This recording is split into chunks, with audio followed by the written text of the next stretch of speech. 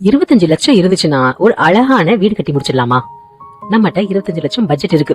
So இந்த அமௌண்ட்டுக்குள்ளேயே வீட்டை முடிச்சிடலாம்னு நினைச்சு கன்ஸ்ட்ரக்ஷன் ஸ்டார்ட் பண்ற நிறைய மிடில் கிளாஸ் ஃபேமிலிஸ்க்கு கடைசியில செலவு எங்க போய் நிக்குது தெரியுமா? 30 லட்சம் இல்ல 35 லட்சம். சில நேரங்கள்ல அதையும் தாண்டி போயிடும். ஏன்?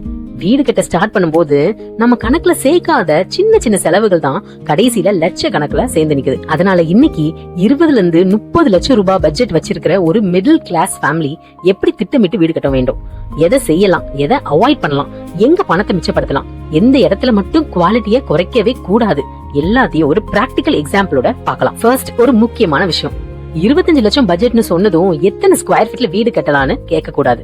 ஃபர்ஸ்ட் கேட்க வேண்டியது, இந்த 25 லட்சத்துல என்னென்ன செலவுகள் அடங்க வேண்டும், இதுதான் ரொம்ப முக்கியம். உதாரணத்துக்கு ரமேஷ் பிரியான்னு ஒரு மிடில் கிளாஸ் கப்பல் இருக்காங்கன்னு வச்சுக்கலாம். அவங்களுக்கு சொந்தமா ஒரு பிளாட் இருக்குது. அதனால லேண்ட் காஸ்ட் இந்த 25 லட்சத்துல கிடையாது.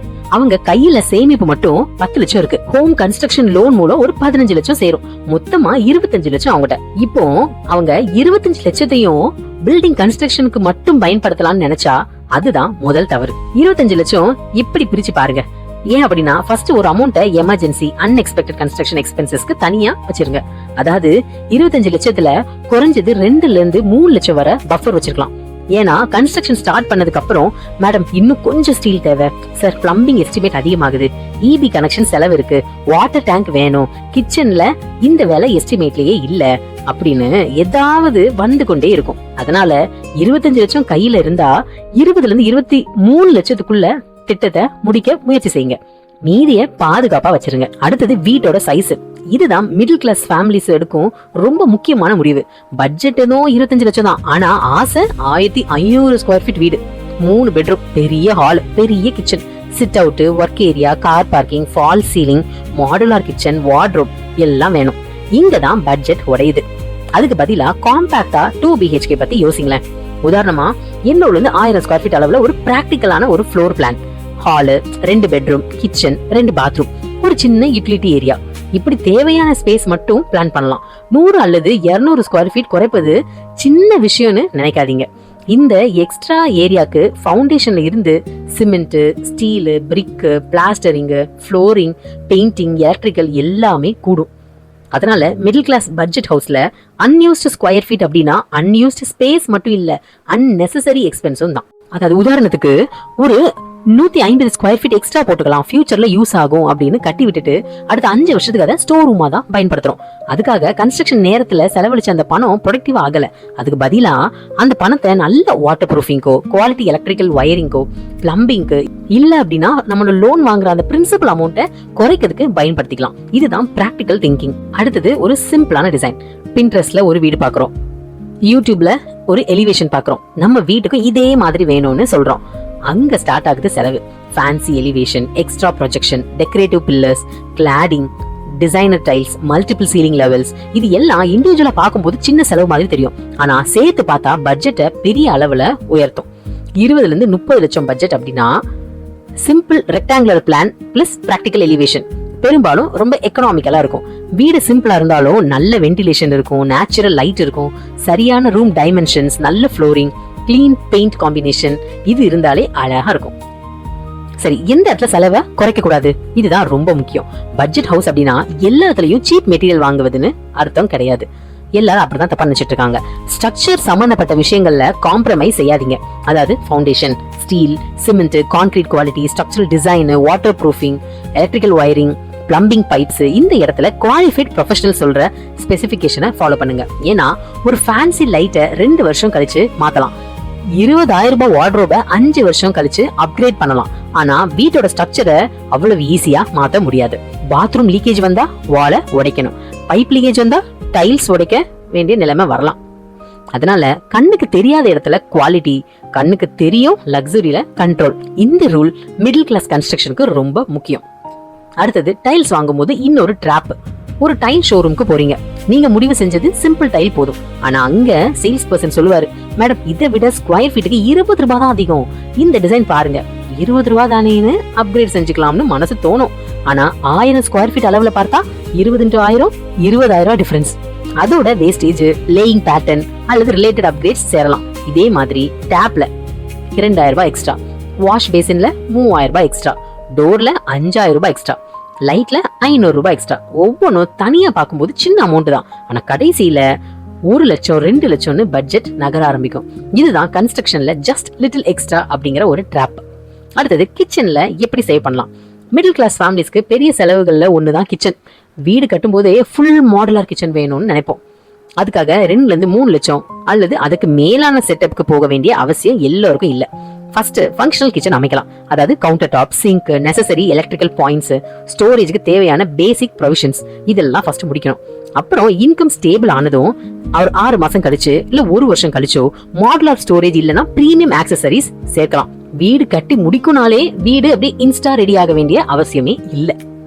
இதே ரூல் தான் வார்ட்ரோபுக்கும். ஒரு bedroom full wall wardrobe, loft, TV unit, dressing unit, study table, decorative panel எல்லாம் ஒரே நேரத்துல செஞ்சா பட்ஜெட் சீக்கிரமா கூடிரும். அதுக்கு பதிலா ஃபர்ஸ்ட் எசென்ஷியல் ஸ்டோரேஜ், அப்புறம் கிராஜுவலா இன்டீரியர்ஸ். ஏன்னா கன்ஸ்ட்ரக்ஷன் லோன் எடுத்து இன்டீரியர் லக்ஸரி செய்வதை விட கேஷ் ஃப்ளோ வந்தப்புறம் அப்கிரேட் செஞ்சா பல ஃபேமிலிஸ்க்கு ரொம்ப சேஃபா இருக்கும். இன்னொரு பெரிய தவறு, பேங்க் உங்களுக்கு 25 லட்சம் லோன் தர தயாராக இருக்குது, ஆனா 25 லட்சமும் வாங்க வேண்டுமா? அவசியம் இல்ல. பேங்க் என்ன பார்க்கும், இந்த இன்கம்க்கு எவ்வளவு லோன் கொடுக்கலாம். நீங்க பார்க்க வேண்டியது இந்த இஎம்ஐ கட்டினதுக்கு அப்புறம் நம்ம ஃபேமிலி நிம்மதியா வாழ முடியுமா, இதுதான். சோ பேங்க் எலிஜிபிலிட்டி அப்படிங்கிறது வேற. அதாவது உதாரணத்துக்கு ஒரு குடும்பத்துல டேக் ஹோம் இன்கம் 70,000 ரூபான்னு வச்சுக்கலாம். ஹோம் லோன் இஎம்ஐ 25,000 ரூபாய், ஸ்கூலு குழந்தைங்க செலவு ஒரு 10,000 ரூபாய், மாசம் இதெல்லாம் ஒதுக்குறோம். கிராசரிஸ்க்கு ஒரு 10,000 ரூபாய், பெட்ரோல் நம்ம டிராவலுக்கெல்லாம் ஒரு 6,000 ரூபாய், இபி, மொபைல், இன்டர்நெட் மற்றும் ஹவுஸ் ஹோல்ட் பில்ஸ்க்கெல்லாம் ஒரு 5,000 ரூபாய். அப்புறம் insurance, medical, parent support, unexpected expenses இதெல்லாம் சேரும் போது 25,000 ரூபாய் இஎம்ஐ மேனேஜபிள் மாதிரி தெரிஞ்சாலும் ரியல் லைஃப்ல சாத்தியமே இல்ல, ரொம்ப டைட் ஆகலாம். அதனால ஹோம் லோன் எடுக்கும் போது இஎம்ஐ மட்டும் பாக்காதீங்க. இஎம்ஐ கட்டினதுக்கு அப்புறம் நம்மகிட்ட மிச்சம் இருக்கும் வாழ்க்கையும் பார்க்கணும். அடுத்தது ஒரு டீடைல்டு எஸ்டிமேட் பார்ப்போம். அப்ராக்சிமேட்டா 25 லட்சம் வரும். இந்த ஒரு சென்டென்ஸை மட்டும் நம்பி கன்ஸ்ட்ரக்ஷன் ஆரம்பிக்கவே செய்யாதீங்க. பாசிபிள் ஆகும் அளவுக்கு ஐட்டம் வைஸ் எஸ்டிமேட் கேளுங்க. அதாவது foundation, RCC, brick work, plastering, flooring, doors, windows, electrical, plumbing, painting, sanitary fittings, kitchen, labour இதெல்லாம் தனித்தனியா மேலும் கான்ட்ராக்டர் கோட்ல எது இன்க்ளூடட் எது எக்ஸ்க்ளூடட்னு எழுதி பாருங்க. சோ உதாரணத்துக்கு ஒரு கான்ட்ராக்டர் சொல்றாரு 23 லட்சத்துக்குள்ள வீட்டை முடிச்சிடலாம் அப்படின்னு. அந்த ஃபேமிலியும் ரொம்ப சந்தோஷமா கன்ஸ்ட்ரக்ஷன் ஸ்டார்ட் பண்றாங்க. அதுக்கப்புறம் தான் வருது காம்பவுண்ட் வால் எஸ்டிமேட்லயே இல்ல, gate extra, sump extra, borewell, EB connection work, kitchen cabinet, wardrobe, exterior work இது எல்லாம் எக்ஸ்ட்ரா. கடைசியில 23 லட்சம்னு ஸ்டார்ட் பண்ண ப்ராஜெக்ட் 28 இருந்து 30 லட்சம் போகலாம். அதனால கான்ட்ராக்டர்கிட்ட கேட்க வேண்டிய முக்கியமான கேள்வி இந்த கொட்டேஷன்ல எது இல்ல. இன்க்ளூடட் ஐட்டம்ஸ் கேட்பதை போலவே எக்ஸ்க்ளூஷன்ஸையும் கேட்கணும். இப்போ ஒரு ரஃப்பான ஒரு பிளானிங் எக்ஸாம்பிள் மட்டும் பார்க்கலாம். நிலம் ஏற்கனவே இருக்குது அப்படின்னு வச்சுக்கலாம். மொத்த அவைலபிள் மணி 25 லட்சம். இதுல கன்ஸ்ட்ரக்ஷன் மற்றும் பேசிக் பினிஷிங் சுமார் 19 இருந்து 21 லட்சம். Basic utility, connection, necessary external works இதெல்லாம் தேவைக்கேற்ப ஒரு தொகை. அன்எக்ஸ்பெக்டட் எக்ஸ்பென்சஸ் 2 இருந்து 3 லட்சம் பஃபர். இப்படி முதல்ல அலோகேஷன் வச்சுக்கலாம். ஆனா இது பிக்ஸட் கொட்டேஷன் கிடையாது. நீங்க இருக்கக்கூடிய லொகேஷன், சாயில் கண்டிஷன் எப்படி இருக்கு, built up area, labour rate, material specification, approval requirements and finishing level இதெல்லாம் பொறுத்து ஆக்சுவல் காஸ்ட் மாறும். அதனால லோக்கல் இன்ஜினியர், ஆர்கிடெக்ட் மூலமா எஸ்டிமேட் வாங்குவது ரொம்ப அவசியம். இன்னொரு முக்கியமான மிடில் கிளாஸ் ரூல், ஃபியூச்சர் எக்ஸ்பான்ஷனை பிளான் பண்ணுங்க. ஆனா ஃபியூச்சர் ஹவுஸை இன்னைக்கே கட்ட வேண்டாம். இன்னைக்கு உங்க ஃபேமிலிக்கு 2 BHK போதும்னு கொஞ்சம் நினைங்க. 10 வருஷம் கழிச்சு இன்னொரு ரூம் தேவைப்படலாம். அதுக்காக இன்னைக்கே பட்ஜெட்டை பெருசாக்கி வீட்டை கட்டுவதுக்கு பதிலா இன்ஜினியர்ட்ட ஸ்டார்டிங்லயே ஃபியூச்சர் எக்ஸ்பான்ஷன் பாசிபிலிட்டி பத்தி பேசிருங்க. ஸ்ட்ரக்சரல் ஃபீசிபிலிட்டி இருந்தா பின்னால வசதிக்கு ஏற்ப எக்ஸ்பேண்ட் செஞ்சுக்கலாம். இதனால இன்னைக்கு உங்களோட லோன் பர்டன் கண்டிப்பா குறையும். நம்மள மாதிரி மிடில் கிளாஸ் ஃபேமிலிக்கு சொந்த வீடுங்கிறது வெறும் சிமெண்டோ செங்கலோ கிடையாது. நம்மளோட ரொம்ப வருஷம் சேமிப்பா இருக்கலாம்.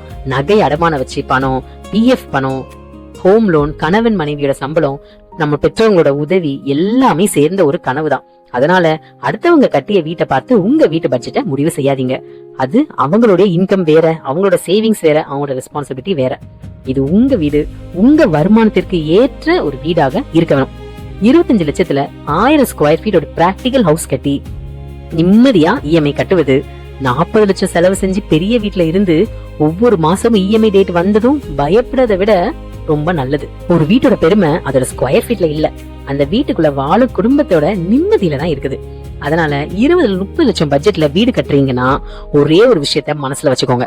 ஃபர்ஸ்ட் தேவைகள், அப்புறம் தான் வசதிகள், கடைசியில தான் லக்ஸுரிலாம். இந்த ஆர்டர் மாறாம இருந்தா உங்க பட்ஜெட்டை கண்ட்ரோல் பண்ணுவதற்கான வாய்ப்பு ரொம்ப அதிகம். வீடு கட்டுங்க, ஆனா வீட்டுக்காக உங்க வாழ்க்கையே கடனாக்காதீங்க. இந்த வீடியோ பிடிச்சிருந்தா லைக் பண்ணுங்க, சப்ஸ்கிரைப் பண்ண மறக்காதீங்க. தேங்க்யூ.